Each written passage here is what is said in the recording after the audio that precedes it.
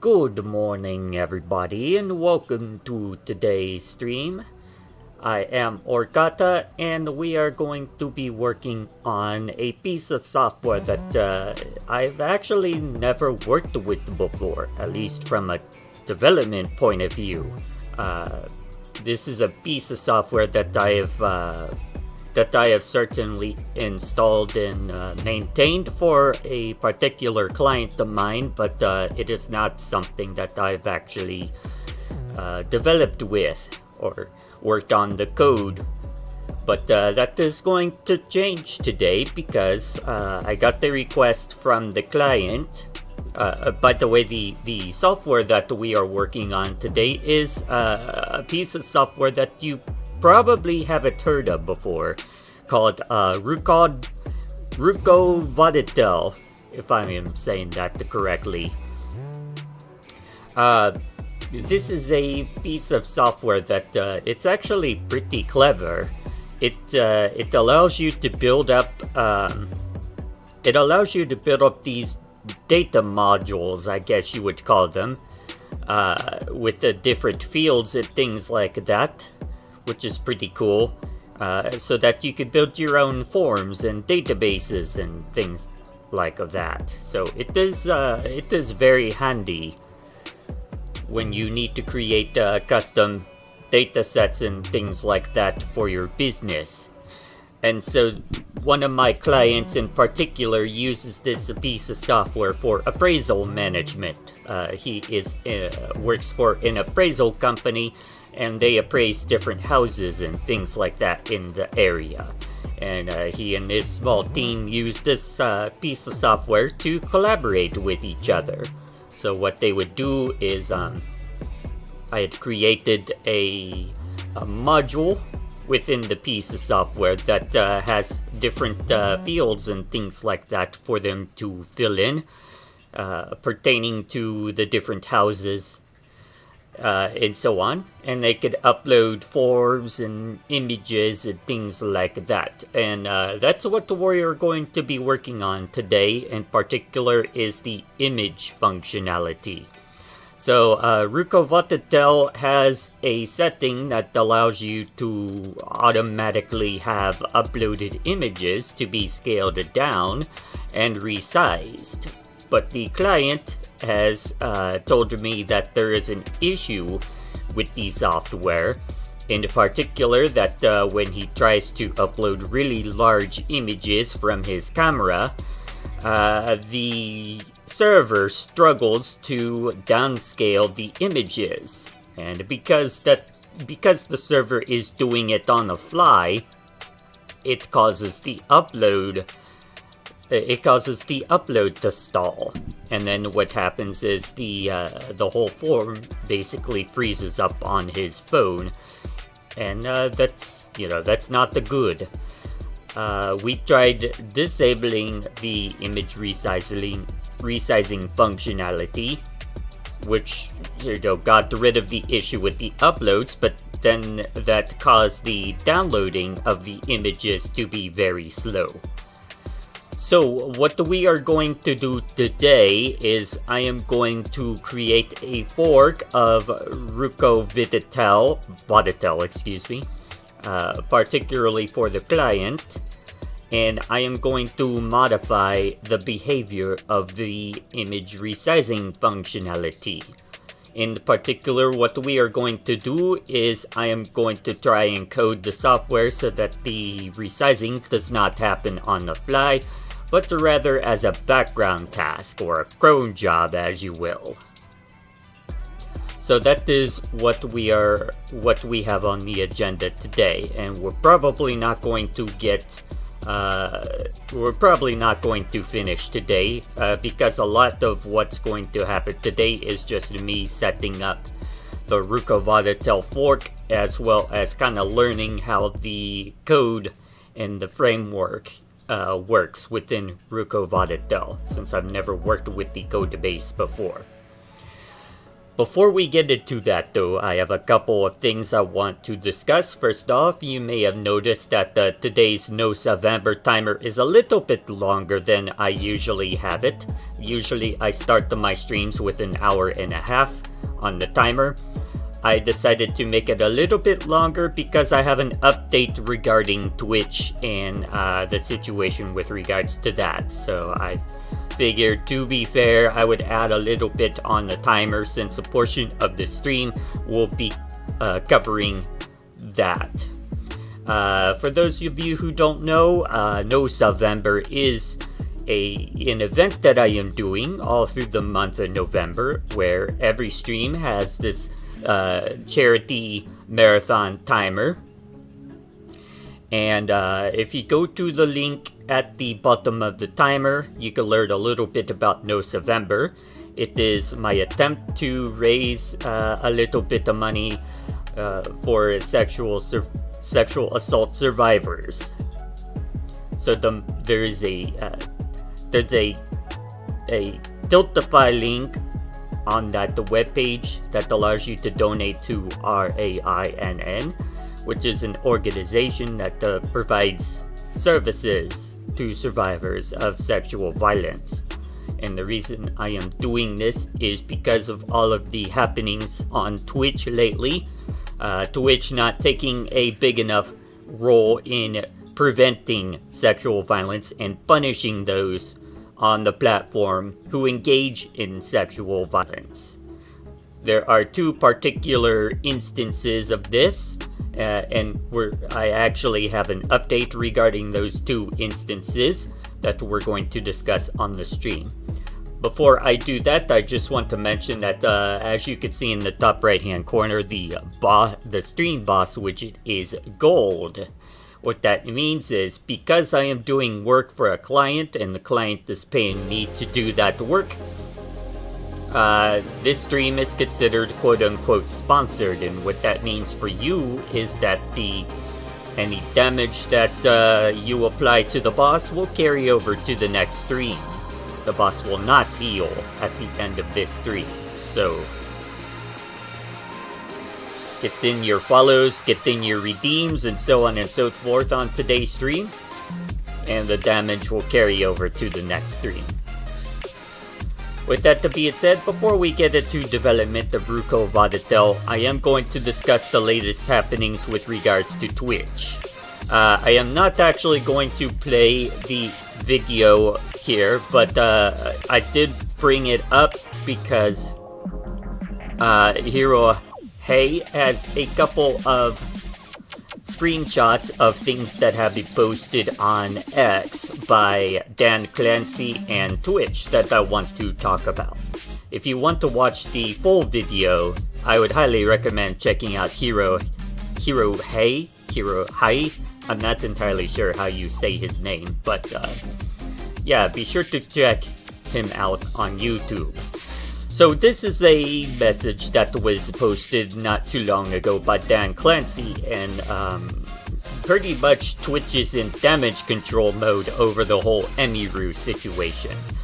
He says, Twitch failed in our response to the assault of Emiru at the 2025 TwitchCon San Diego, and in particular, I failed to communicate clearly in talking about the incident afterwards during an interview.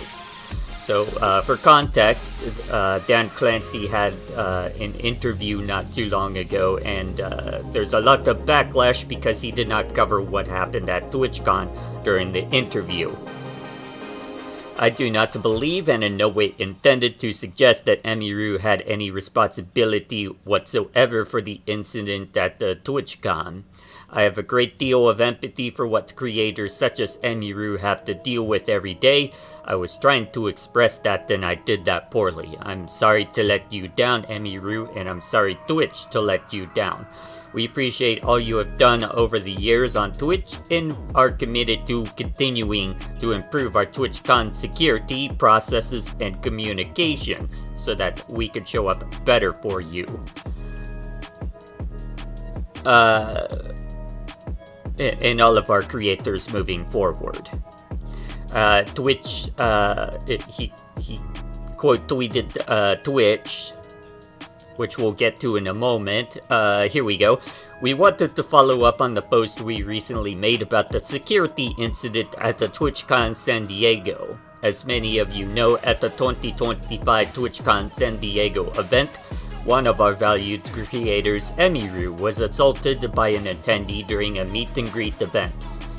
And I covered this a little bit on my previous stream, so if you want to check that out, go to my YouTube. That's youtube.com/the@Orqata, and you will find the VOD over there. I did a breakdown of Legal Eagle's analysis of the event. So I talked a lot about my thoughts and opinions on the situation in that stream. Although Twitch works very hard to try and keep TwitchCon attendees safe and to prevent incidences like this from happening, we failed to do both things in this case, to keep Emiru safe and to prevent the assault from happening. We deeply regret the distress that we caused for Emiru, our other creators, and the entire community. In recognition of Emiru's advocacy,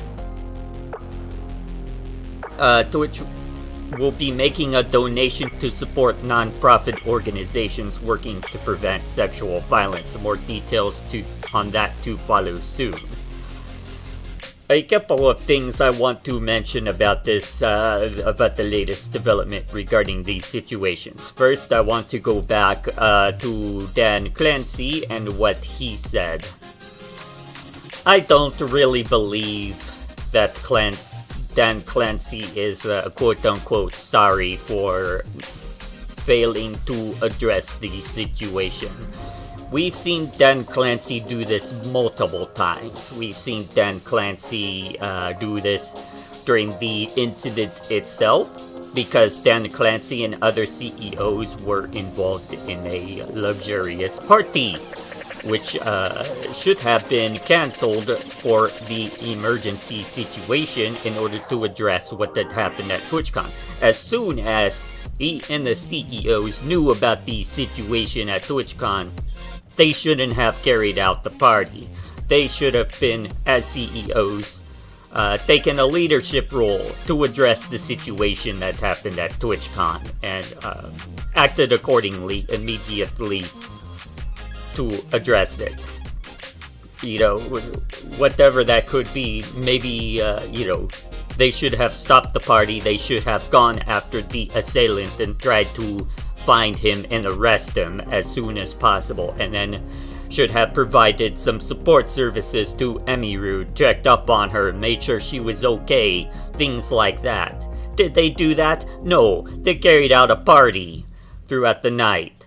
They did no such thing. So Dan Clancy, your words are empty to me.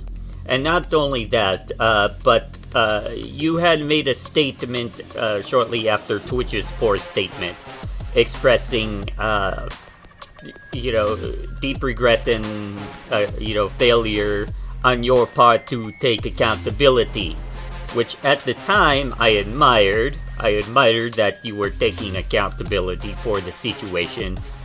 But those are just empty words now, and the reason why I believe that is because, first off, Twitch is doing nothing with regards to the streamer Nina.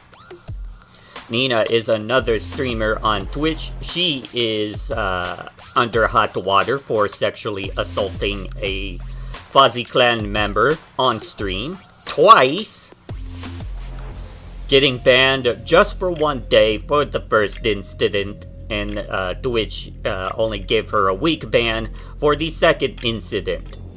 Twitch, you should have permabanned her on the first incident, and you should have reported her to to law enforcement to have her arrested and charged with sexual assault.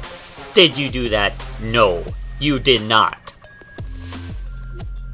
So Dan Clancy, your words are empty to me. I don't believe anything that you are saying now. I don't believe you are actually sorry. Your words are empty until I see action. I want you and all of the executives at Twitch to come out with a plan, and I want you to publicly release said plan to increase security at TwitchCon for the future. I want to see what your new policies are going to be for 2026 TwitchCon, way before that, even before that time comes. I want to see what you are going to do to ensure this never happens again. Because this is a routine thing that is happening at TwitchCon. People are expressing that their safety, they feel their safety is in jeopardy at TwitchCon. This has been happening over and over again, and people have had it. They're not attending TwitchCon anymore because they don't feel safe at TwitchCon.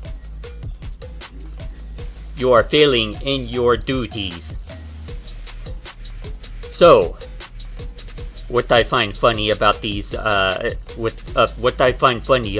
statements is that they have been community noted by people on X.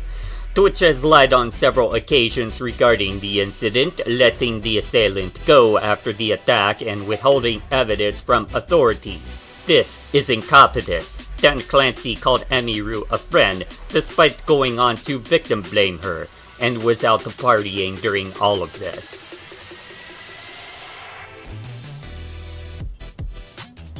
And as far as the donation to the non-profit organizations working to prevent sexual violence, I'll believe it when I see it. Twitch, if you really want us to believe that you are going to make such a donation, make the donation and show us the receipt. And even then, that's not really going to put you in a much better light. I mean, sure, that's admirable if you do actually make a generous donation to non-profit organizations working to prevent sexual violence, which, by the way, if you do make such a donation, I want to see that money came directly from the salary of Dan Clancy and the other CEOs. Because their failure to take accountability for this event, I mean, they say that they're taking accountability, but right now, I don't believe it. Their failure to take accountability for this and for the Nina situation puts them at fault. And so they should take a salary hit. They should own up like CEOs in Japan and take a salary hit for their mistake. And that salary hit should be what fully covers said donation to the non-profit organizations. Anyway, I will believe it when I see the receipt. Right now, your words are just empty. They mean nothing until we see some action. Anyway, I've spent a little bit too much time covering this, but if you want to read up more about this, you could go to Hirohei on YouTube and watch the video. One other thing that I want to cover real quick is, actually, I have two clips that I want to play for you real quick. Give me 1 second here. The first clip is from we'll start with Penguin Z0. So Penguin, or Charlie, or Moist Critical had a stream where he talked about Nina getting unbanned from Twitch. I would highly recommend you check out the full video on his channel, but here is the YouTube short of that particular stream. There is a streamer, her name is Nina. She has on stream, on Twitch, twice now, assaulted people. And she was banned for 1 day, initially. She got the first a event, 24-hour slap on the wrist, and then she was unbanned. She was banned shortly thereafter again. Because she and I think did it again. Every sensible person with a functioning frontal lobe expected that to be a permanent ban, but it was only a week. I expected the first unbanned, one and she's to be already done a return ban. stream. So it seems like Twitch truly only gave her a week vacation here. That's crazy. A week-long timeout. And that's something that you see a lot when it comes to assault against men, where people say, like, it's not serious. And Nina herself even says how embarrassing it would be for a man like Saeed to say that this was sexual assault. So what if he says, I feel like you did some shit wrong? No, so the whole Saeed thing, no one essay Saeed. That's why today I was actually looking for Saeed. I was going to talk to him, be like, you definitely felt disrespected as a person. Look at how Me, she is I think it's kind of what I do. responding to that If you felt question. disrespected, I didn't know. So you gotta let me know. If you did, I will always apologize. I mean, that's just normal people. But for him to walk around and say all that crazy shit, you never think about what Saeed's thinking too, though. Like, who wants to walk around being called that? That's embarrassing for him as a guy. You ain't see Saeed today? No, I was looking for him. I was looking everywhere for him. Wow, what an angel. Pretty watertight defense right there. Checkmate. It seems like Twitch itself is not taking it seriously and treating it like it's a joke, considering Nina was only banned for a week. She needs to be banned off of the platform permanently. I mean, just look at the response did you see the response that she made to that question with regards to Saeed? that was, you could tell by the way she, how her body language is and her tone of voice that, she has no sense of guilt or remorse for what she did to Saeed. In fact, she is going on the defensive. She's going to defend herself. She's defending herself in this situation with regards to what she did, and talking about, oh, how embarrassing it would be for Saeed to come out and admit to what she did to him. All of that bullshit. There, I said it. I cursed on my stream. I don't usually curse, but this has my blood boiling. Twitch, get the Nina banned permanently, and then we can talk about the redemption of how I see you as a platform. Get Nina banned, get her arrested, get the assailant of Emiru banned and arrested, get a new plan of action for security for Twitch 2026, and no more of this unscreened +1 bullshit. If you would have screened your +1s at the event, then maybe that wouldn't have happened to begin with.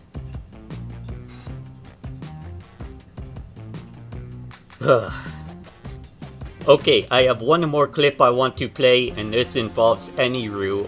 This involves the Miskiv situation. So for those of you who may not know, I'm going to quickly recap, but Emiru has been in an abusive relationship with Miskiv, Miskiv allegedly manipulating her, physically abusing her, sexually abusing her as well, and so on and so forth. There's another YouTuber by the name of Smug Alana, which did a... She was watching one of Emiru's streams and noticed some signs of PTSD showing themselves within Emiru. Kind of, telltale signs that what Emiru says regarding Miskiv is probably true, and that it is affecting her emotionally and mentally. So here's the clip for you. Be sure to check out Smug Alana for the full stream. Like, we haven't pillaged. Like, we haven't had to do what we had to do. That's bang that you heard. To make it here where she had a one-hit advantage.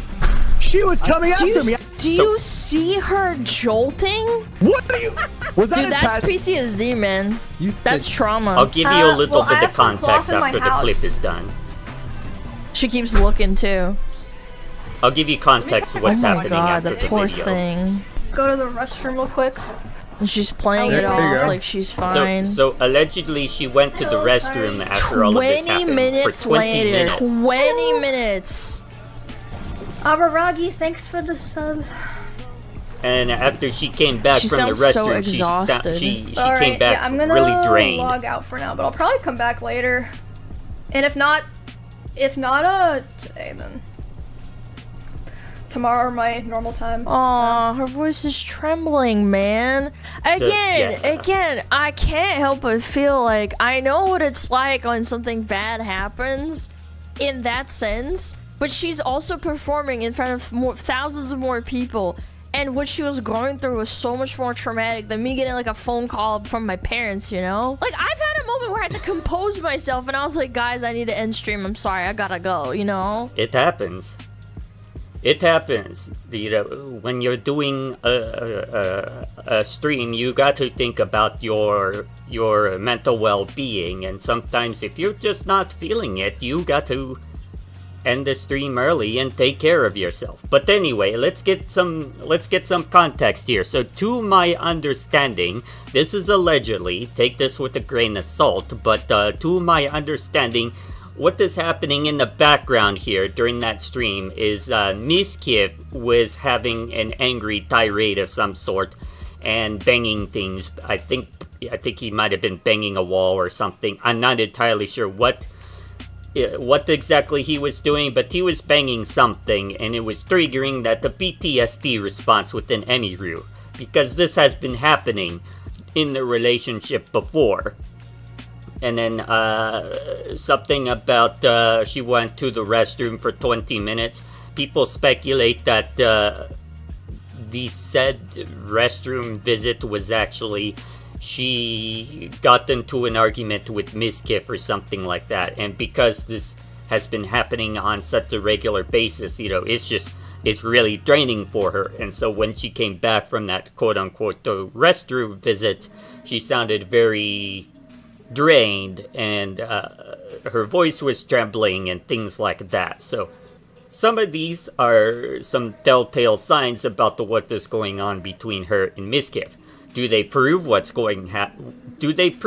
happening? No, but I really don't see an average streamer or person showing those types of reactions to what is going on in the background, and taking 20-minute breaks only to return sounding very drained and things like that. So it is crazy what is happening in the Twitch world right now. So I have finally gotten through what I wanted to cover in regards to Twitch, so let us get into the meat and potatoes of today's stream, and that is Rukovoditel. We're going to be doing some development here. So what we are going to do is, the first thing we're going to do is we're going to set up a quote-unquote org. So what I am going to do is, let me fire up my local web server here real quick. www. We're using the Uniform web server software, Uni Server 0. We got that fired up. We're going to go to prep our www directory, and we're going to download the software. So I'm doing the development here and downloading a fresh copy of Rukovoditel for a couple of reasons. The first reason is that I don't want to expose any proprietary information about my client on stream, so I don't want to work on the live environment. And of course, obviously, as a web developer, you never work on the live environment when developing. That's a big no-no. So what we are doing is we're creating a development environment. So I'm going to create a folder here in my www. We'll just call it QA, and we'll extract Rukovoditel into that directory. Another reason why I am doing this is because it's to preserve the changes. So whenever Rukovoditel releases an update, because I am making custom modifications to the code, I am going to need a way to merge the changes without losing anything that I do for the client. So that is another reason why we are doing a Git repository. Alright, Rukovoditel is downloaded. We don't want an AI agent. What we are going to do next is we are going to initiate our Git repository with the git init command. Alright, now that is done. Let me see here. I can't remember exactly how you install it. I think you just go to the website. Yes. Alright, so we need to create our database first. So we are going to go into phpMyAdmin and create the database. phpMyAdmin runs a little bit slow on my machine, so please bear with me. Okay, here we go. We're also going to create a user account. We'll make this localhost. I don't care if the password is exposed on stream because this is a local database. You wouldn't be able to access it even if you knew my IP address.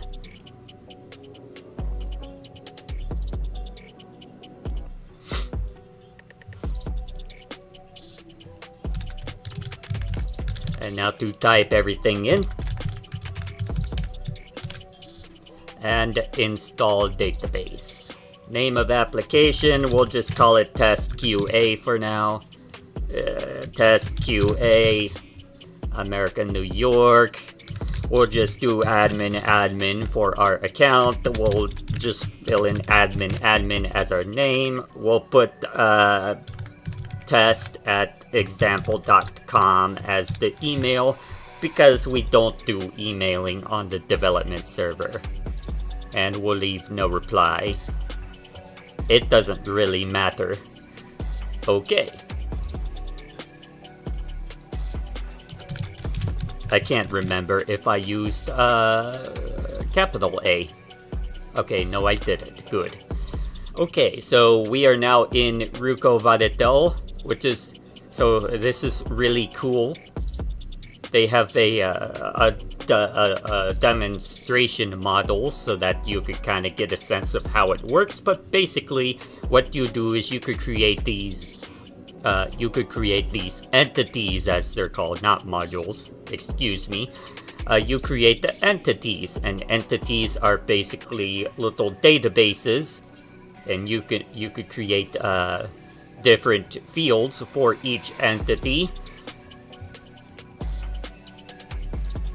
And then you could create sub-entities which relate to the primary entity. So for instance, in this case, with the dummy data, they have a project's entity. So when you have a sub-entity, that means for every project entry, it would also have tasks, tickets, and discussions.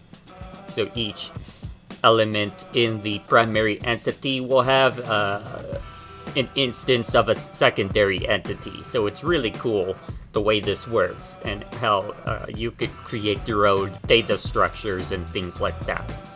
So that's why we chose this software for this client. What we are going to do though is we are going to go into the settings.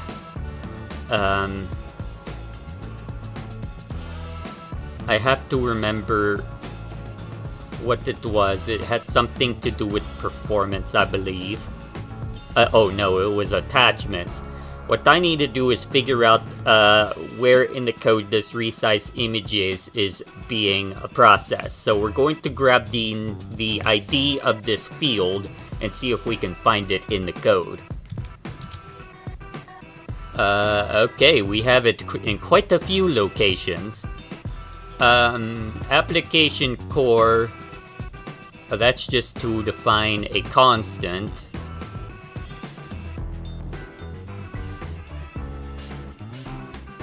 Okay, so here is a resize public static function on the class attachments. Let me pull up a notepad here. So we're currently in the learning stage. So what I am basically doing is kind of going through the code and figuring out how it works, how the image resizing works. That way we could come up with a plan of action for implementing our deferred image resizing for the client. So we have a class called attachments, and there's a public static function by the name of resize. I think that is going to be quite important because that does the actual resizing of the image from the look of it.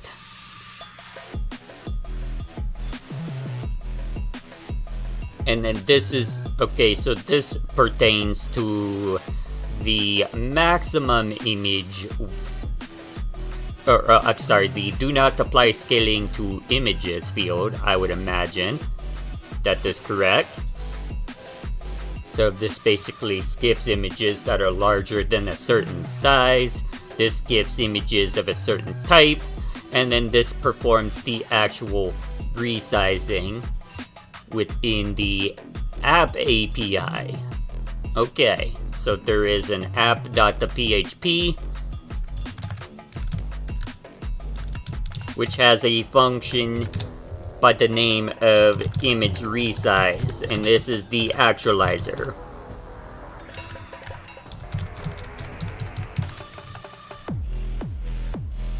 So this does the actual image resizing. From the looks of it, it is using PHP GD. Yes, it is. And resizing the image accordingly. Alright, so let's see if we could gather any other information. So this is just the fields from the looks of it.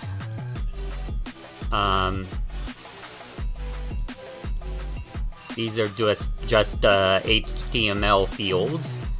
So I think from this point we are just going to have to search by the function names to find where these are being triggered. So first off, we're going to search for the static method. We get the field type image. Okay, so this is going to be probably what we're going to need to recode here, because as you could see, after the uploaded file is moved into the correct directory, it then automatically or instantly triggers a resize operation. And we don't want that. We want to defer this to a cron job. So it looks like we are going to have to redo this logic. It looks like we may have to do... Wait a minute, there is a queue here. File storage add to queue. This is for file type input file, field type input file. Let's check out the file storage API. It is not found.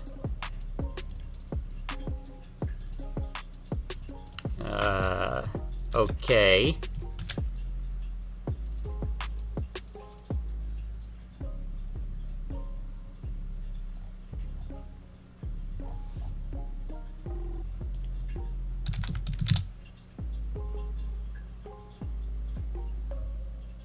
What is this? It is not a PHP class, and it's not a Rukovoditel class.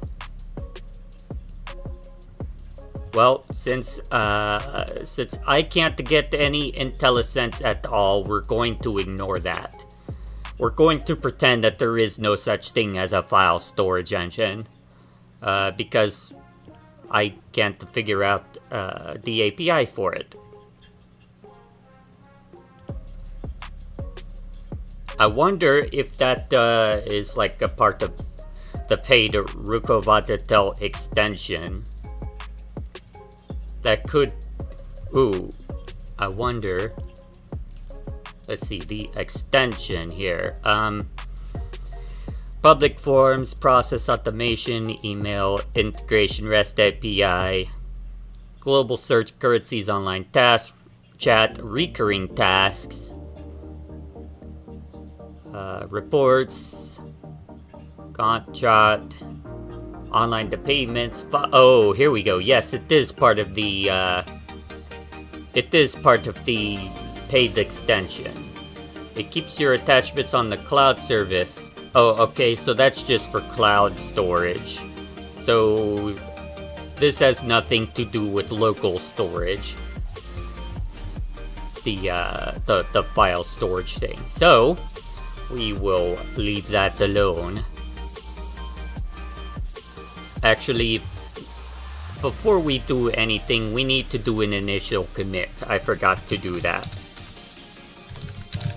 We need to commit the initial files of Rukovoditel.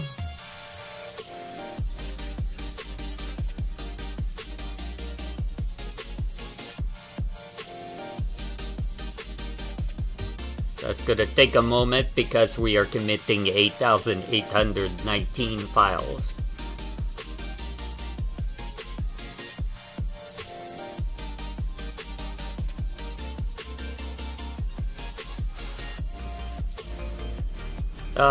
While we are waiting, oh, it's done. I was just about to say, while we are waiting for that, be sure to consider contributing to sexual assault awareness and providing services for sexual assault survivors by going to that No-SA-vember link at the bottom of the stream timer.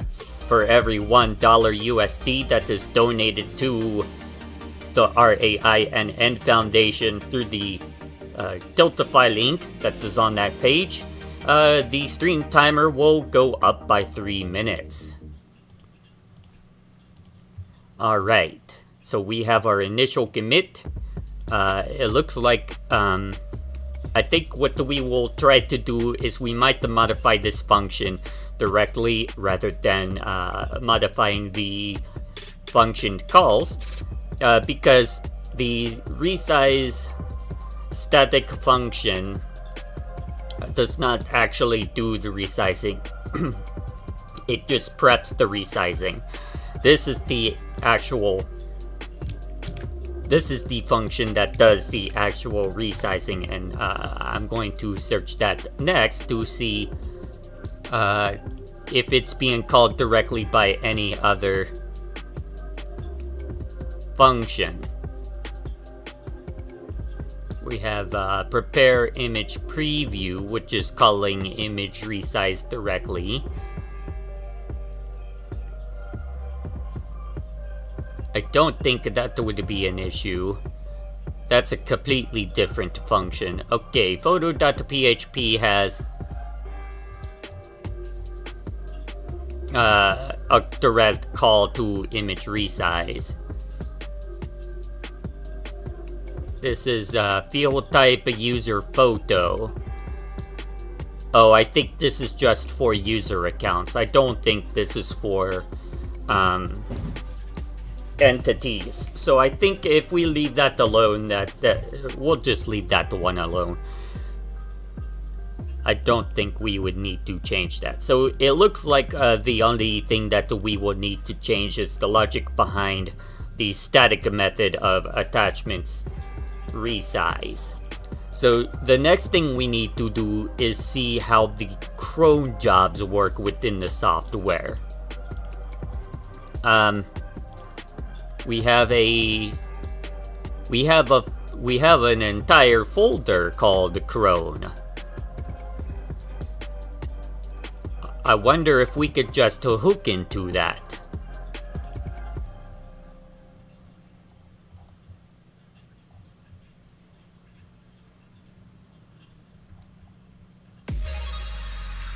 Let's see.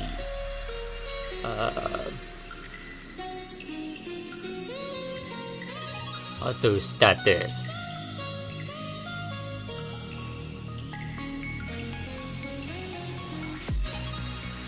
We have, okay, so all of the logic is contained within these files.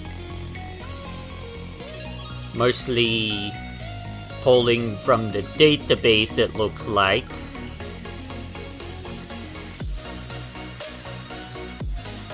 I wonder if we would have to create a custom database table for the to keep track of what the images need processed and resized.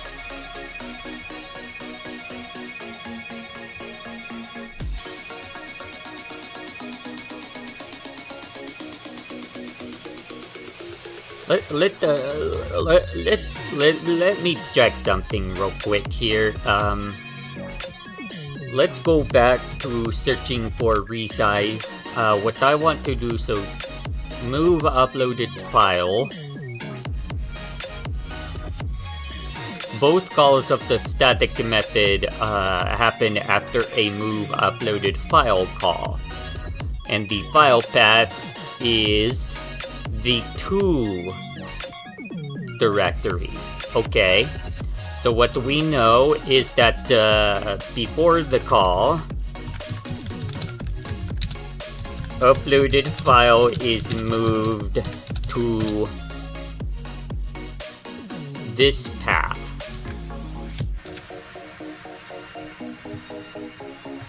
So let us see the logic behind the image resize function.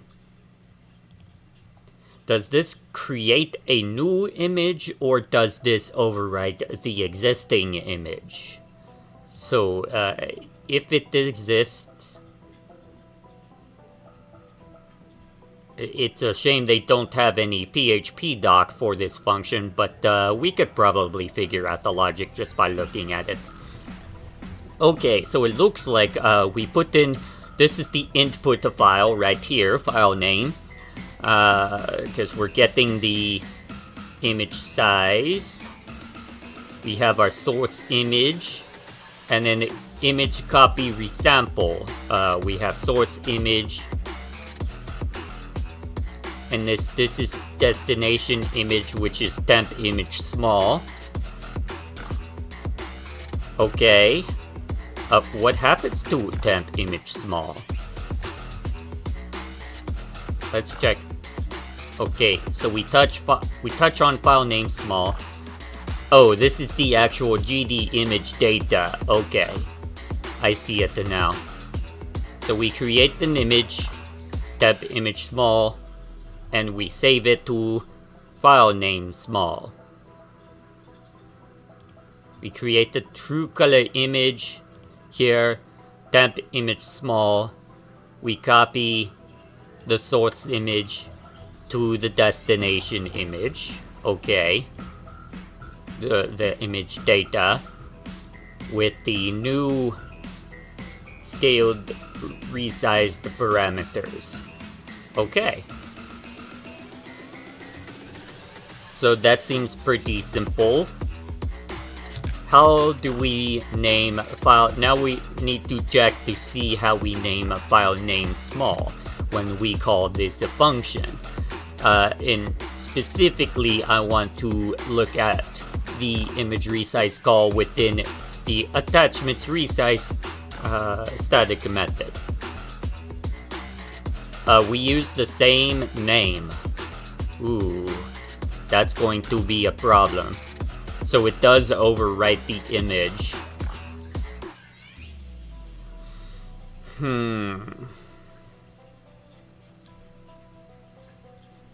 That is definitely going to be a problem.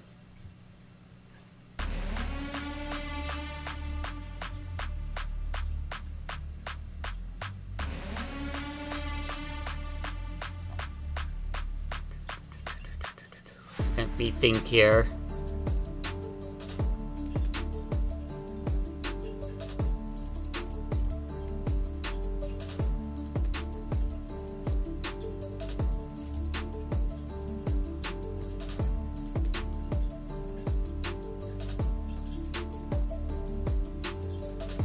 I really do not want to create another database field because then we would have to maintain that database table in order to track which files need processed. Because if we do that, then we would have to maintain that table along with the rest of the upgrade code within the software.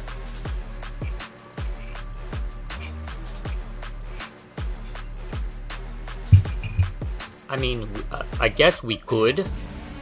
That may be the most efficient way to go about this. It's just that it's going to require a little bit of maintenance.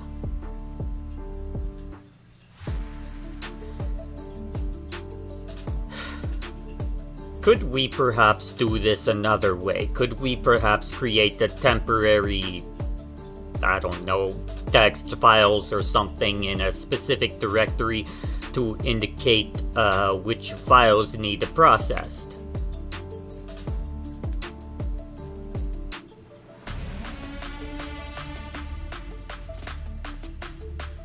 I think I might go that route. So what I am thinking we will do is when when an image gets uploaded that needs to be resized, we will create a temporary text file in a special directory, and then we would have a cron job run to see if there are any of those temporary files, and then it will read those files to determine which images need to be processed. Could we run into... but we could run into a conflict. We could run into file name conflicts. Because I was thinking about just using a unique ID or something like that for the file name, or we could just... We can't use file path because that could be too long of a name for the file name. We could run into a file name too long error.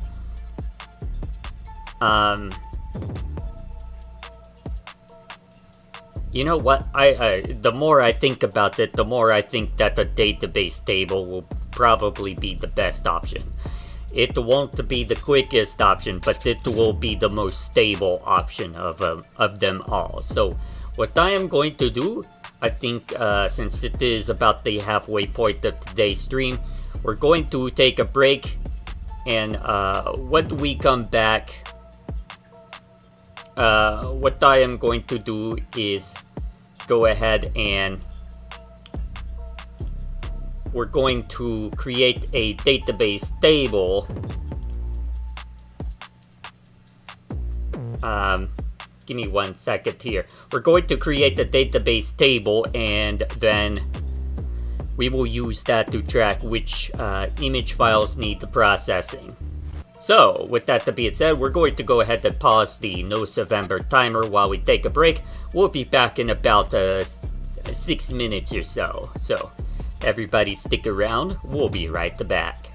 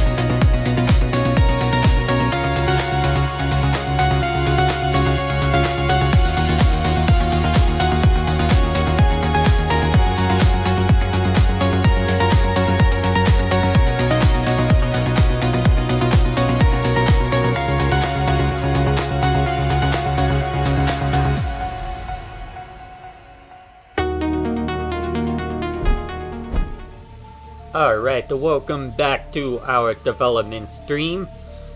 Today we are working on something quite different from what I usually work on during my streams. Usually for development streams, I'm working on Composer CMS or Saving Walden, the pinball game. But today we are doing some client work on a piece of software called Rukovoditel. And what we are doing is we are going to adjust the software so that when you upload an image, the image resizing does not apply immediately and instead gets deferred to a cron job. And the reason we are doing that is because the instant resizing is taking quite a bit of time on the server, especially for raw image formats from cameras, which is what they use, which is what my client uses for their appraisals. They use some high quality photos directly from their cameras. So these files are taking a while to resize and causing the uploading mechanism of the site to freeze or even time out from time to time.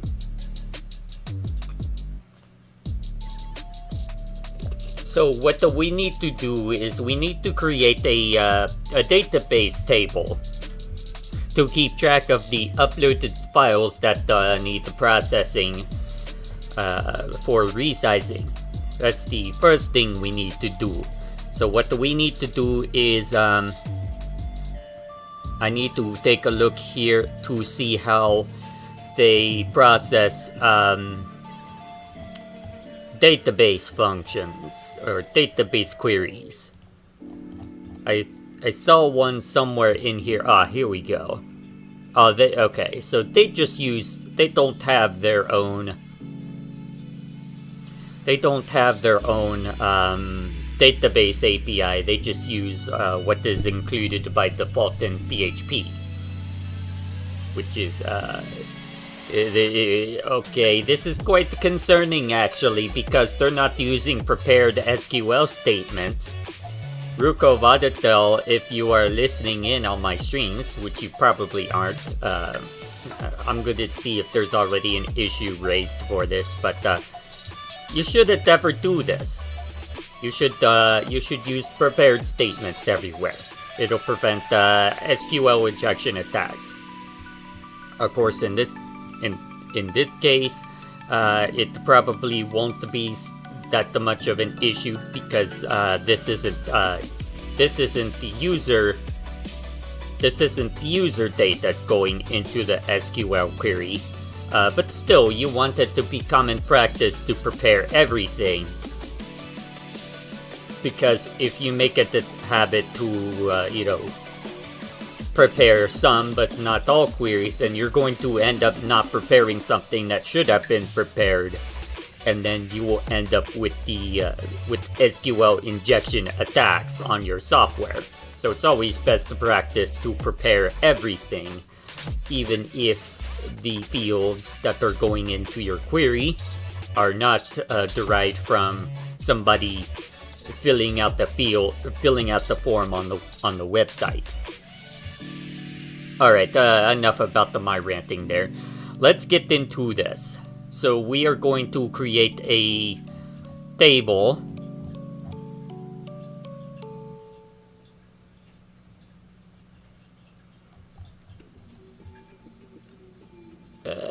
Let's see here. Here we go. Well, my autosave is very, very aggressive today, telling me to go F myself. Please ignore the autofill there as I type this in. It is being very, very aggressive to me. Okay, there. I typed in an A to quickly make it disappear.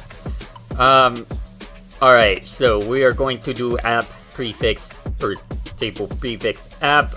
We'll do image for consistency because they have tables that begin with image. We'll call it resize queue. Let's determine how many columns we need. So we're going to need ID. We're going to need a file name or path. File path. We're going to need width. We're going to need height to determine at what size that the image needs to be saved. Actually, I think it would be better to use original width and original height. We can always get the width and the height that we need to resize to. We could pull that from the configuration. We don't need to save that separately, but it would be helpful to save width and height of the image itself, the original image, so that we don't need to recalculate that upon the processing of the image.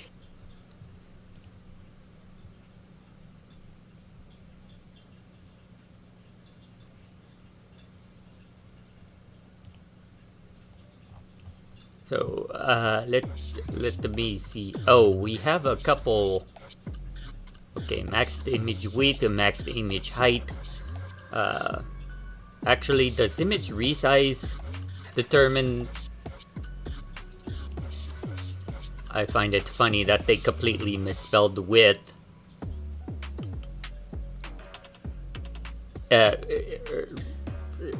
Probably should fix that too. If you're listening to me, Rukovoditel, you have a potential misspelling there. Okay, anyway, I do believe that it might actually be getting... Aha! It is... Okay, it is getting the image size from the function, so we don't even need to store the, we don't even need to store the original image size details into the database. So it looks like we just need ID and path. Oh, we need destination too, just in case if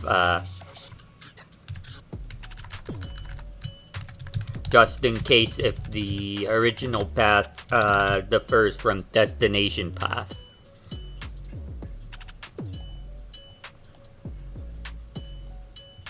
I think that'll be good enough. So that would be 3 columns: ID, original path, and destination path. So let's start filling in our columns. Please excuse me. I think I might have to sneeze.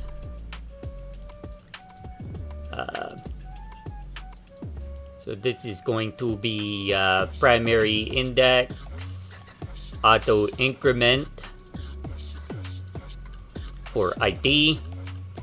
We're going in an original path. We're going to make a varchar of 255 length. Destination path is also going to be varchar 255. It doesn't need to be any larger because from my personal knowledge, even on Linux systems, the full file paths cannot exceed 255 characters.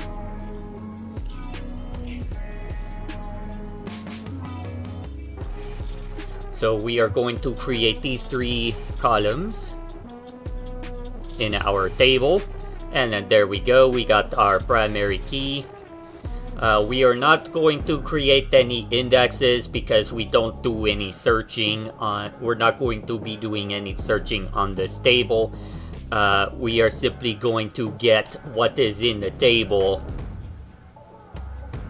and process those images, but we're not going to be searching by image path or anything like that. So we don't need to create any other indexes on this table. Alright, so what do we need to do next is we need to adjust the resize static method of attachments. So we skip for some field types, we get we skip the large images. We skip some image types. Okay, and then this is the part where we are going to modify the code right here. So I am going to put in a comma the name of my company so that I can easily search for this if need be, and indicate that this is custom code. We're gonna put Q image for later resizing by Crone. And what we are going to do, I'm going to comment the original code out, but I'm going to leave it in.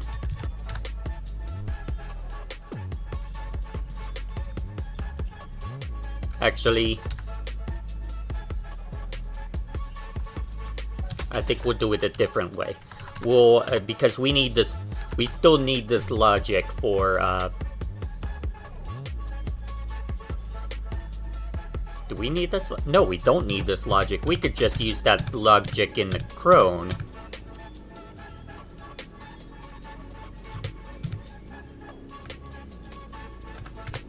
Okay.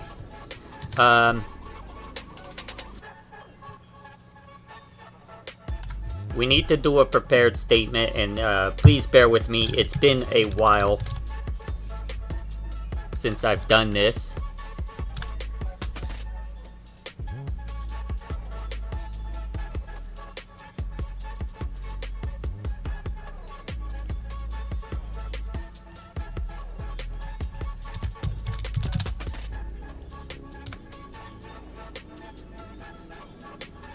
I know we got a missing argument, but oh, this is from Rukovoditel. So apparently they do have a function for this. We sanitize the string db prepare input.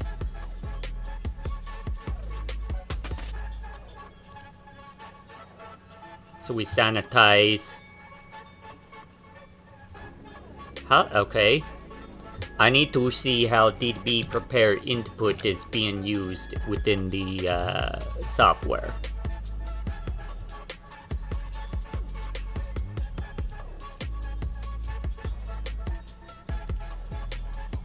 Oh, it's used. Okay. db perform data. Aha. Okay, I see it now. Alright, so we need to do something like this. So db prepare input is to be used on a particular parameter. So they are doing it. They are doing their own version of SQL preparation.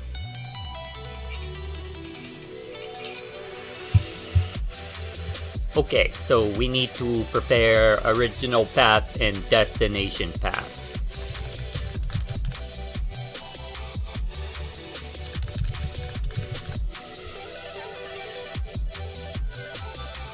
And in this case, it's file path for both.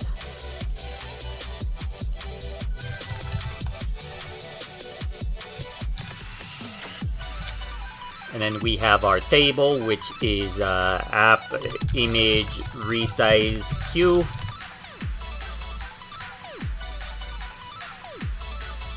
And that should do it for the queue, or adding to the queue. So it looks like this is insert the action by default.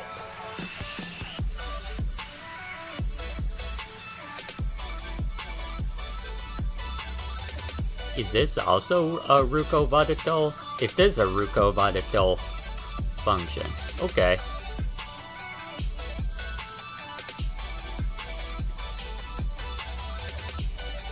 Interesting.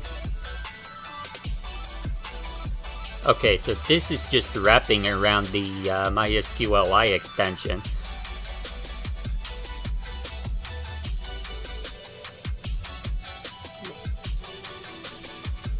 Okay, so now we need to add a cron.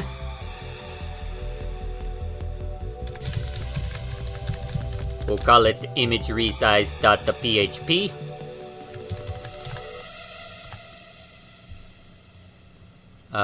We are not going to put the Rukovoditel copyright at the top because this is not, this is a custom file.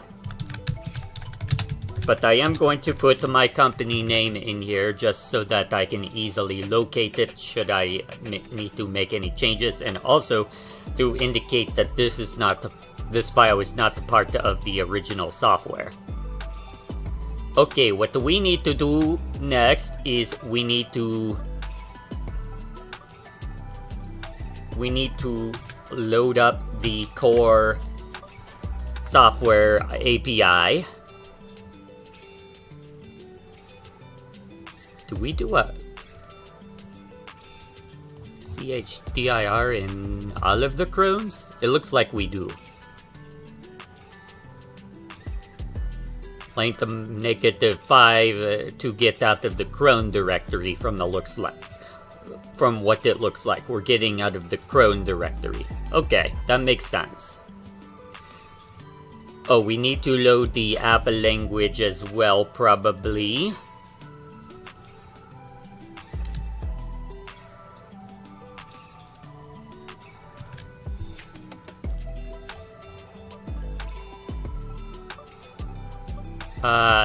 And do we need to get the user cache?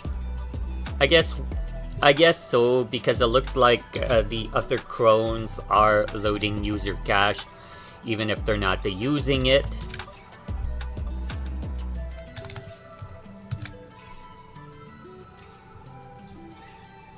Alright, so the next thing that we need to do is run a query.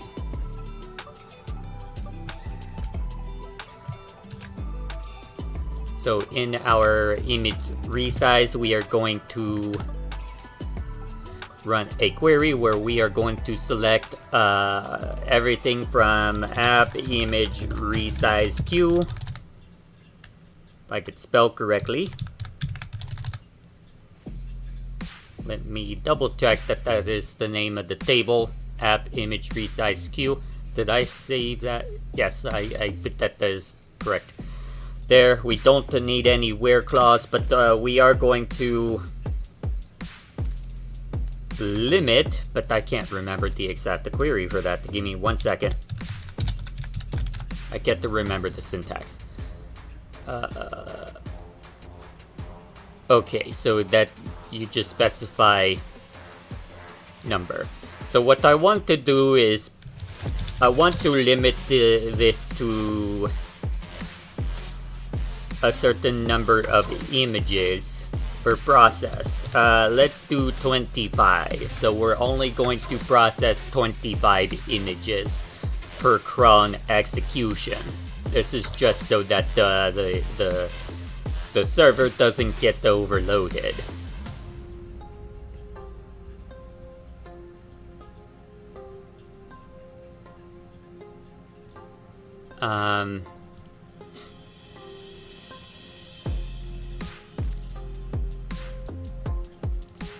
Let me see what we do next. Let me infer based off of what else we do. We fetch the associative array for each. Okay, so fields would contain original path and destination path, every record in the database that we queried.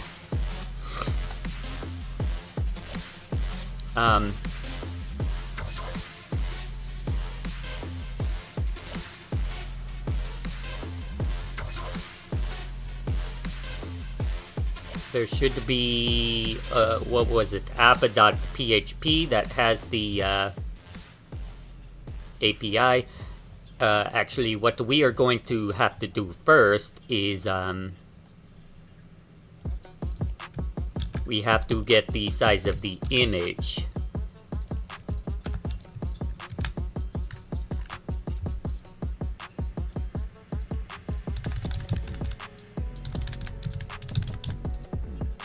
So we do fields origin path, we get the original path, and we get the image size of that.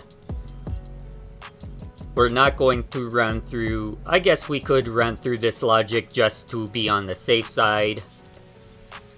Run through the logic again of skipping over the large images.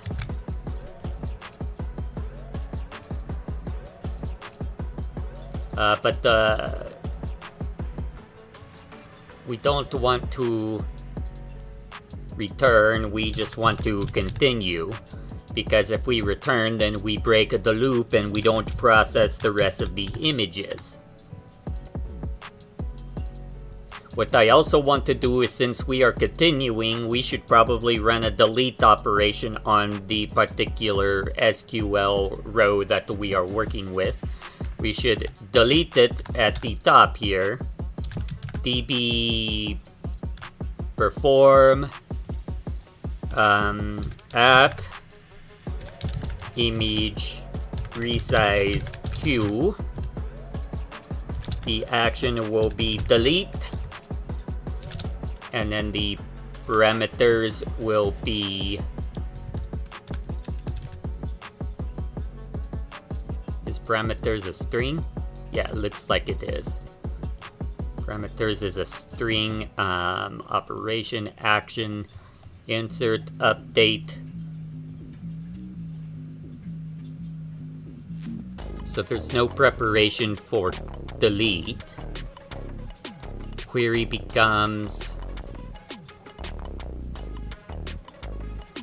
okay, maybe I can't. db input, db error, db query, db connect.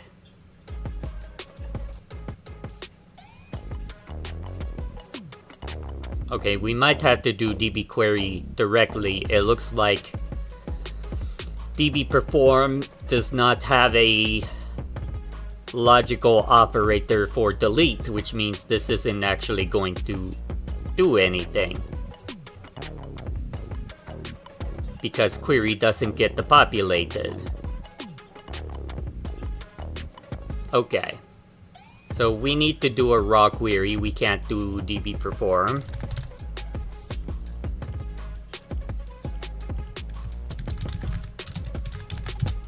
Delete from that where id is equal to and we're going to string val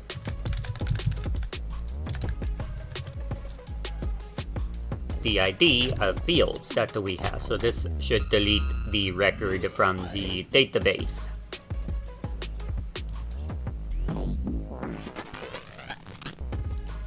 Alright, and then we save. Alright, so we skip over images, large images. We probably need to, oh, that's an application core. We copy the actual logic for resizing the image.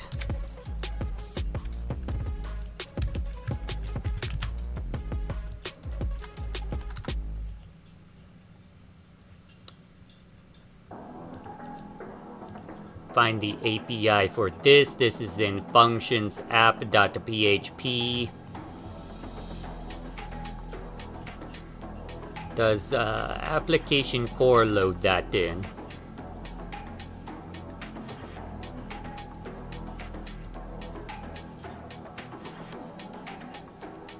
This is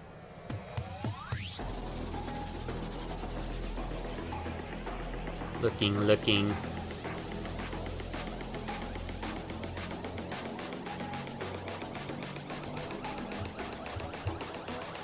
I need to go back. I need to pin this. Includes functions. Okay. includes functions, includes application core. Do we have an includes? We just have classes. Here we go, functions, app. Okay, yes, it is required in by this. So we should have access to the image resize API. Yep, size is defined there, image is defined there. The constants are defined from the application core. What does max image or width?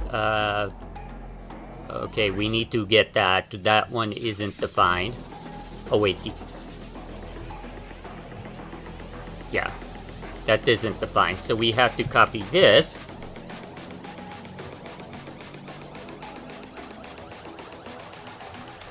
And paste that up there.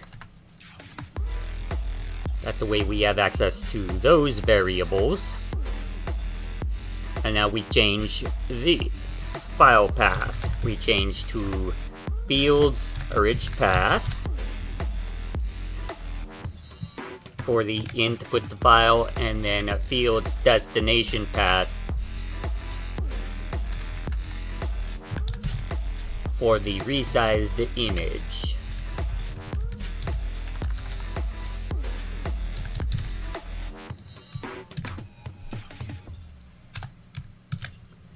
And in theory, that is all we should need to do.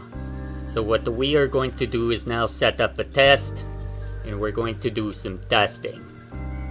So first off, we need to select yes for resize images. We're going to resize all types of images and save. Projects. Let's see, we do have an attachment section. Let me check something real quick here.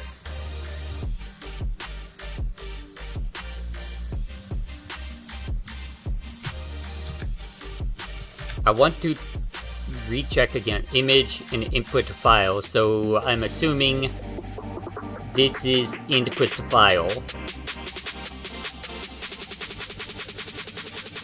Input file type of field. So what we are going to do, we're going to select a large image.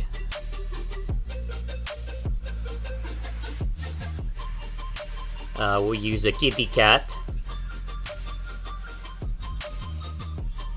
And then what I also want to do is select a non-image file as a control group here. I don't want to select something that is too large. Do we have a text file or something that I could use? We have a Microsoft Word document that I could use. Oh, here we go. We have a diagram. We'll just use the Word document. So, what should happen is the JPG should get added to our new table, and then the document should get added accordingly. So, the project is added. It looks like the files are there. Do we have anything in our new table?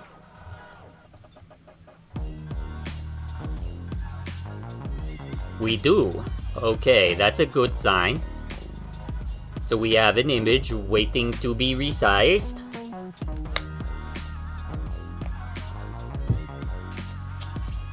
Now let's make sure first off that the image has not already been resized.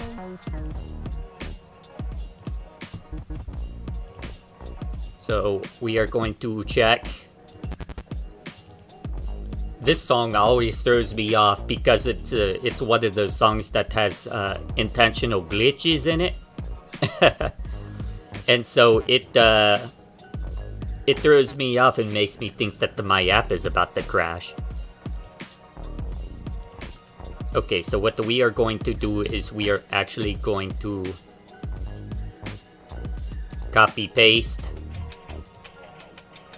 and rename this to the JPG extension, the original extension of the image. There's our kitty cat. Let us make sure that let us make sure that the dimensions are the same as the original file. 1920 by 1080 it is, but I want to see what this is. What is this? There seems to be another file here. Is this a JPEG? It is not. Huh. Let me inspect Notepad here in Notepad and see what it is. It is a bunch of Chinese characters.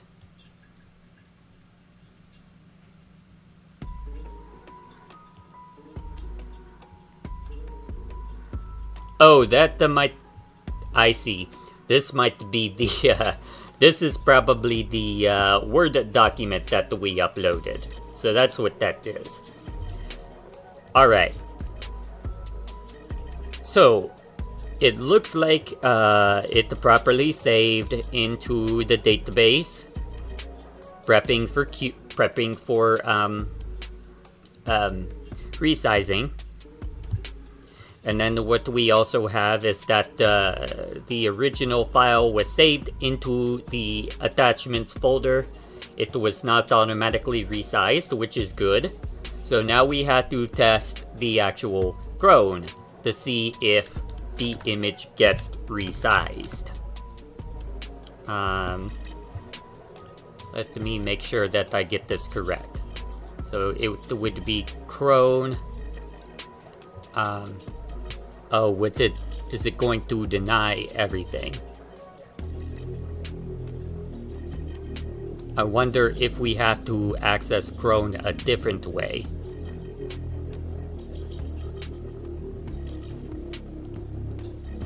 Let's see here. Documentation. I have to see how to do clone.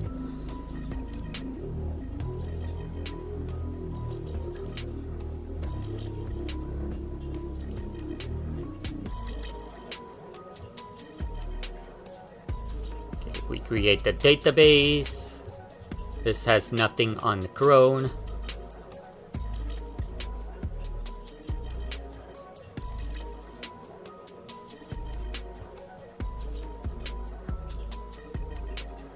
Okay, it's clone.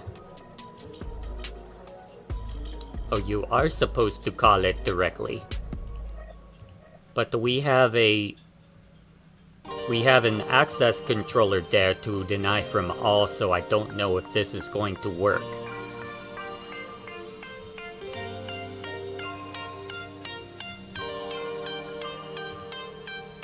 We'll give it a try, but I think we may need to delete the access control, the HD access controller.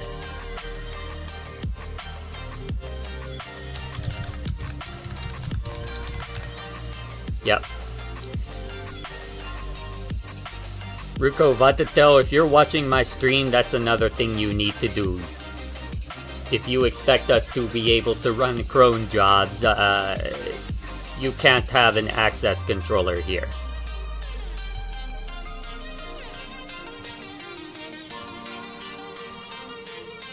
Alright, let's see here. We got the blank screen. I don't think it was supposed to output anything, so that may be a good thing that we got the blank screen. The record in the database is now gone. And it looks like the file was indeed resized, because the size is, it got reduced. Okay. I am actually going to have to do the copy-paste again.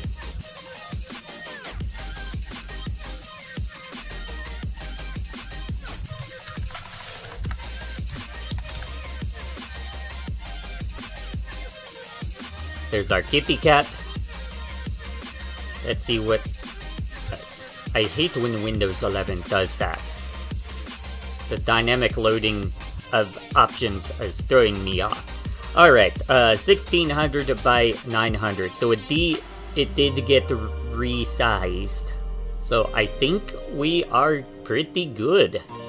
It looks like, at least for the file type field, it is working. I do want to also test specifically image type. So what we are going to do next is we are going to edit the application. I'm just going to edit the projects. Actually, let's edit the tasks. Field configuration. Let's add a new field. We want this to be an image.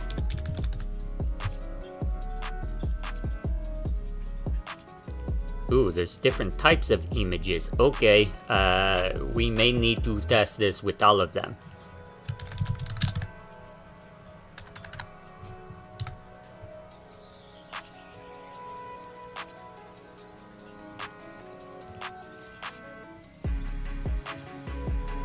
So we have image,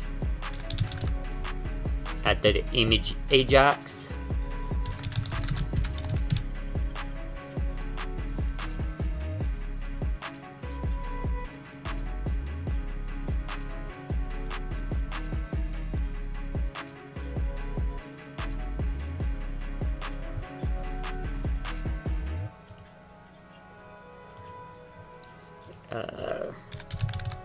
Image map.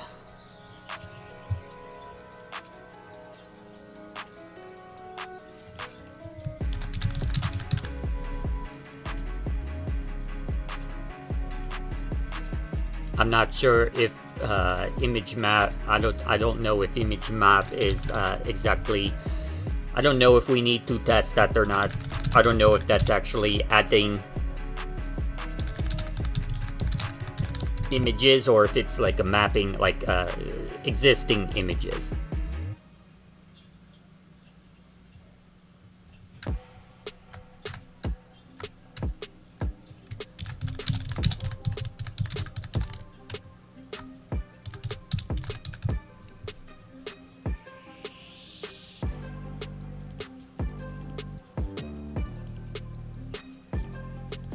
Oh, it needs an entity. Okay, so we can't test nested records right now.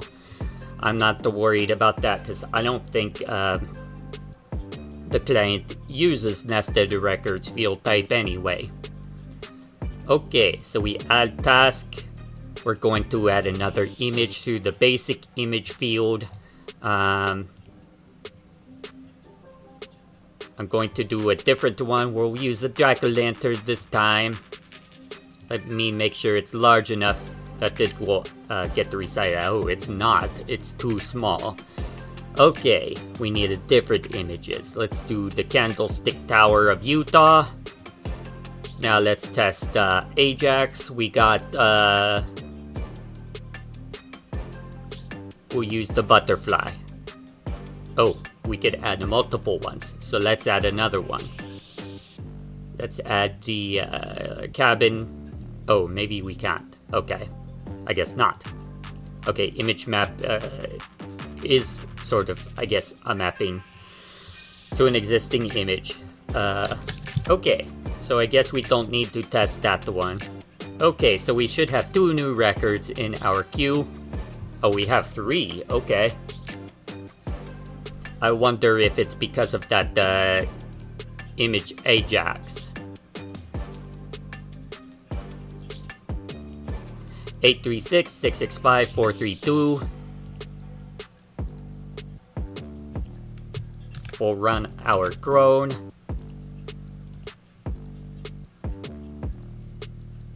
I keep forgetting the name of the cron.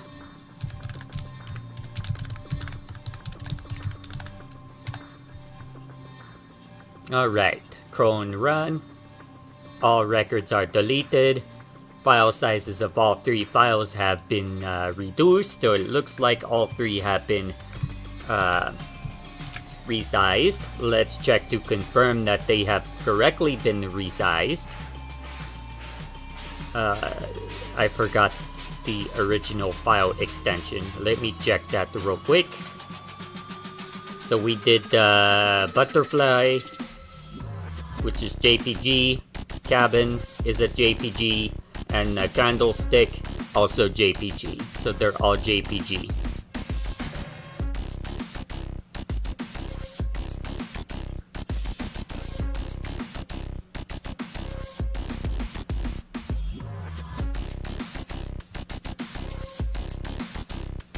This one, oh, it doesn't look like, oh, I copied those, that's why.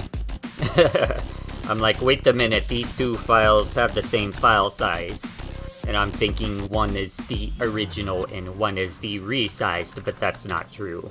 Resize overwrites original, and I just happened to copy them because we're doing this to check to make sure that the files actually converted properly. So there's our butterfly, there's our cabin, and there's the canyon.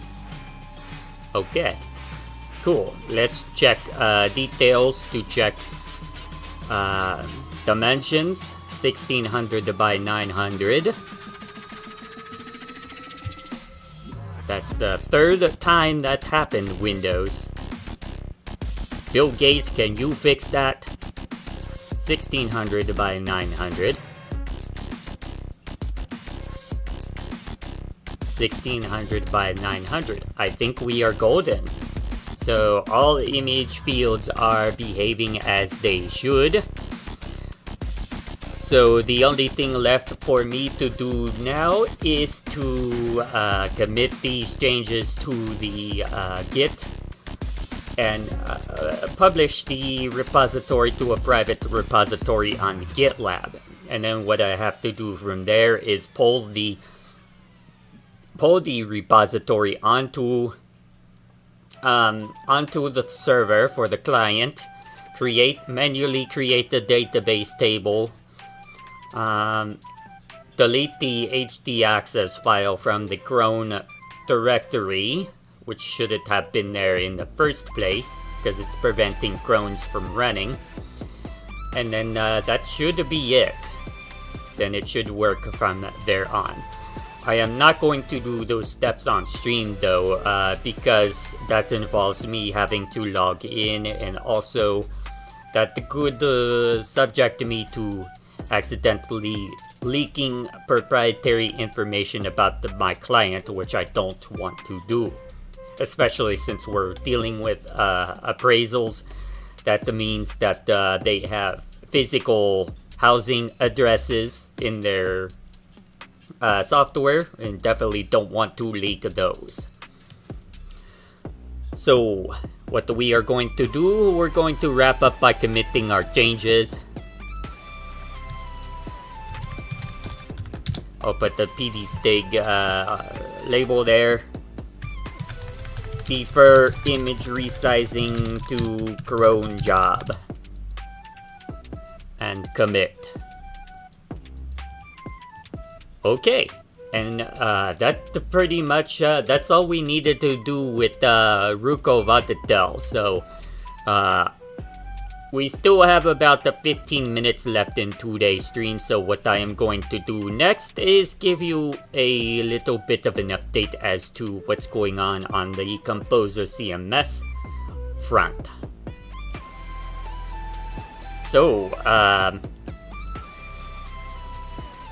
those of you who have been watching my Composer CMS streams, what we are working on is a native issue tracker for Composer CMS. So currently what we are using to track different bugs and issues that need resolving in the software is we are using a third-party software called the Mantis Bug Tracker. I personally like the Bug Tracker software. It is a very powerful software and has a lot of different configuration and use cases that you can use it for. The issues that I am facing with the Mantis is, first off, that the interface of Mantis is quite overwhelming for the user base of Composer CMS. So the users of Composer have expressed concerns about it's kind of overwhelming to use. I did develop a little issue reporting wizard on the Composer end to kind of simplify things and make it easier to report issues. So that was the resolution there. But the other issue that I am facing is that the integration that I am using, the plugin that I created for Mantis to interface with the Composer CMS software, it keeps breaking on me. So what is happening is various things stop working, whether that is people getting logged out of Mantis for whatever reason, or in this case now, form security tokens are not persisting across requests. It's just given me a lot of problems, and considering that I am currently the only active developer for Composer CMS, I decided that what we should probably do is try and trim the fat on the software, Composer CMS. Try and reduce the amount of things that we need to maintain. So what I am doing is getting rid of Mantis as our bug tracker, and I am creating a native issue tracker for Composer. It basically is just a catalog. So Composer CMS has its own kind of Rukovoditel system within itself called catalogs, which allows you to create these little databases with different field types and whatnot. It's not as powerful as Rukovoditel, but it's still quite powerful in terms of data management and things like that. So anyway, I'm creating a native issue tracker utilizing the catalog system. But what we have to do is I have to create migration code in the Composer software. And what that does is it's going to take the existing issues and comments and other data from Mantis and migrate it into the new issue tracker within the catalog system of Composer.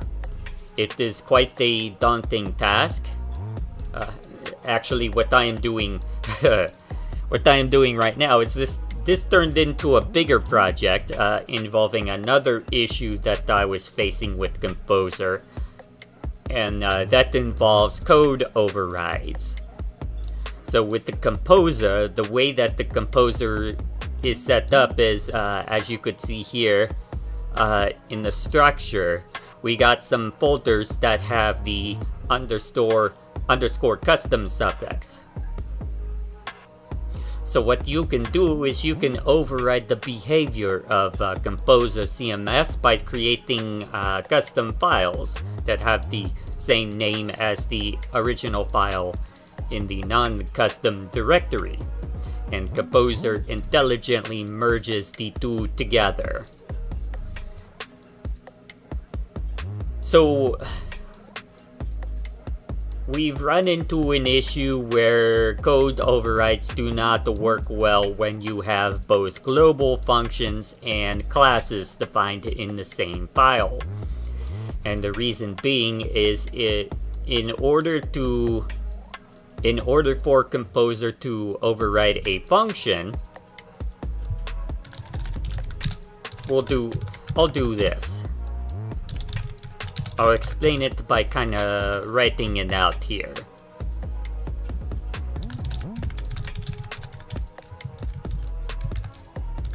Let's start with a global function. So a global function is like this, for instance. This is a global function, this is a global function, and so on and so forth. When I say it's a global function, what I am saying is the function is not attributed to a class. It's a global function that you can use anywhere in PHP, in the code base. and it's not attached to any class or class instance.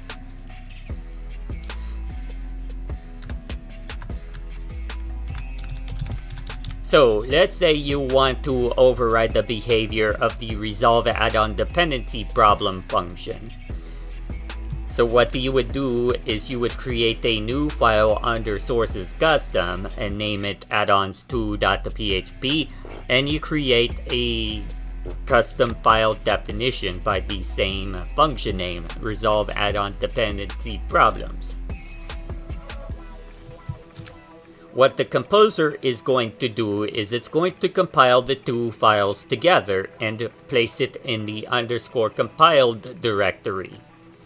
And in the process of compiling, it's going to rename the original definition to non-overridden _, followed by the original name of the function. So now you have your custom function, which is taking on the name of the original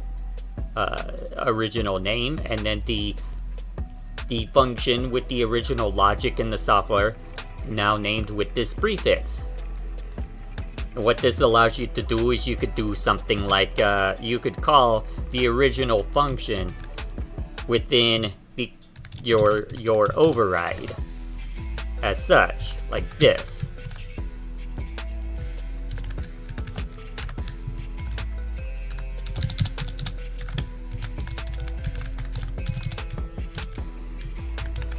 So the original return value of the return value of the original function, you can capture it into a variable and then manipulate that value or do additional operations depending on what was returned or whatnot. But in order for this to work, Composer has to load in the custom file first, followed by the original file, in order for this to work correctly.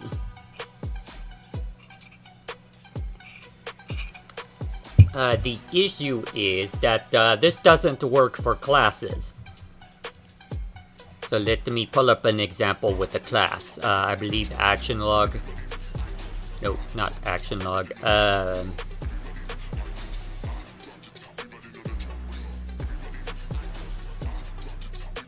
Give me one moment here.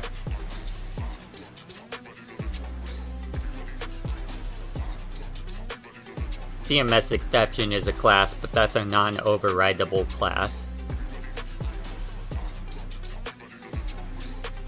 I think, Commander Virtual Shell. Here we go. Here's an example. This is a class. Software classes in Composer. I am specifying a new standard that classes within Composer need to have a special prefix. And that would be either module, block, source, or hook, depending on the type of class it is. And that the special prefix instructs Composer that this class is overwritable. And to override the class, you do the same thing, well, similar, little bit different. So let's say this is your original class, but in order to override the class, you use a special X prefix, and you extend upon the original class name. So for source it's SX, for block it's BX, for module it's MX, and for hook it's HX. So you specify this, and then what happens is Composer needs to require in the original file first in these cases, because if it doesn't require in the original file first, then we can't extend upon the original function because the original function hasn't been defined yet, and then that will throw a PHP error. But the problem is when we require in the original file first as opposed to the custom file, that breaks overrides for the global functions. The global functions can no longer be overridden. So that created a problem. So that was the first problem. we needed to separate the classes out into separate files. So no file will have both classes and global functions defined in the same file. That way, if we wanted to override a global function or class, we can easily do so, and Composer can do the behavior accordingly to what we are overriding. So for classes, it will include the original file first, and for global functions, it will include the custom file first. Anyway, another thing that I needed to do is change the behavior of how Composer overrides classes, because the way it was originally overriding classes, it was breaking calls to static methods on those classes. Because what would happen is, okay, so let's say we have something like this. Let's say if we had a static method on here, we had a public static method.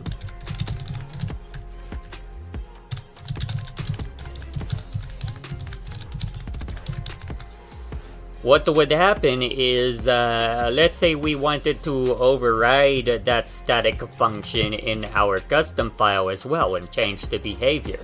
Well, we could, but the override behavior wouldn't apply, because throughout the code we would be calling this. But as you could see, based off of our definitions, this would call directly on the parent class, or on the original class, source virtual shell. It would call this the non-overridden version of the static method instead of the overridden version. And that was a problem. So I changed the way that the Composer compiles class overrides now. So what it will do now is, you still define your overrides accordingly, like this, where you use the special X prefix in your class override, but when Composer creates the underscore compiled file, it will rename everything. So the original class will become SX, and then the custom will become source virtual shell extends SX virtual shell. And that way now, whenever we call a static method on source virtual shell,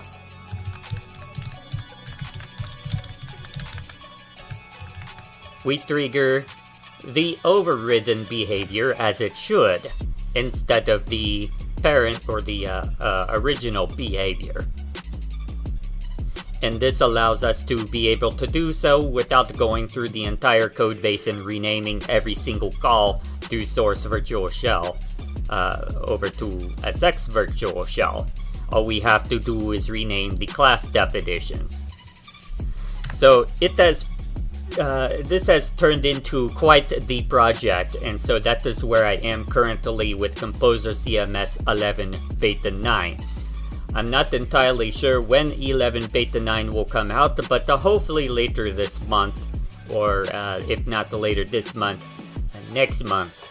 The beginning of next month, Beta 9 will be available. So if you want to check out Composer, you could go to composer.app. It is also a free and open source software. composr.app. It is a website content management system. You could build free websites with it, and so on and so forth. So that about does it for today's stream. Our No-SA-vember timer has run out, so thank you everybody for tuning in, and until next time, we will see you again. Be sure to check my website out at orqata.live.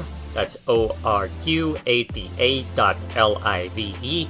Check out my YouTube at youtube.com/@ORQATA, and there you will see all of my, or most of my VODs from past streams. And again, thank you everybody for tuning in, and we'll see you next time.